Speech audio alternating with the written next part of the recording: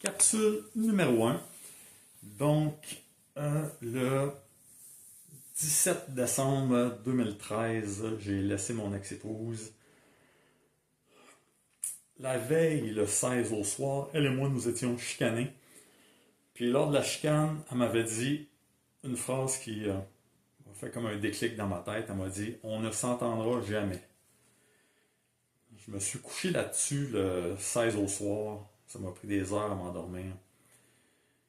À ce moment-là, je me disais, il faut que je la laisse, je peux pas rester comme ça. C'est comme si j'étais dans une pièce noire, remplie de coquerelles, puis que quelqu'un venait d'allumer les lumières, puis que là, finalement, je réalisais toutes les coquerelles qu'il y avait dans la pièce. Puis le lendemain matin, je me suis réveillé aux petites heures. Je réfléchissais encore à ça. Je me disais, faut que je laisse mon ex, faut que je laisse mon ex. Puis c'est ce que j'ai fait ce matin-là. Lorsqu'on s'est levé, je pense qu'à ce moment-là, les filles étaient parties pour l'école. J'ai dit à mon ex que je la laissais. Elle m'a supplié de ne pas la laisser, qu'elle allait changer.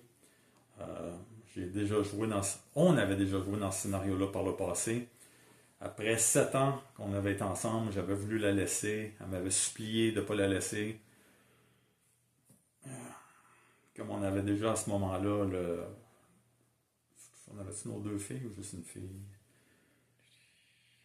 On avait une de nos 2 filles, la deuxième, je ne sais pas si c'était au monde déjà. Puis on avait une maison ensemble, on avait tout bâti ce qu'on avait ensemble. Alors, j'avais donné une chance. Après ça, à 14 ans, après que ça faisait 14 ans qu'on était ensemble, j'ai encore voulu la laisser. Elle m'a encore fait la même chose, là, je vais changer. Encore là, c'était rendu, on avait 2 filles, tout ce qu'on avait bâti ensemble, fait que j'ai donné une chance. On est même allé en thérapie de couple avec une psychologue. Ça l'a aidé pour un certain temps.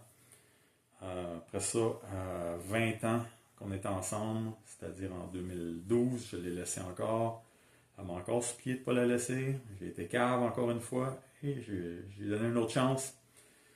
Puis là, le 17 décembre 2013 au matin, lorsque j'ai annoncé, elle m'a encore supplié.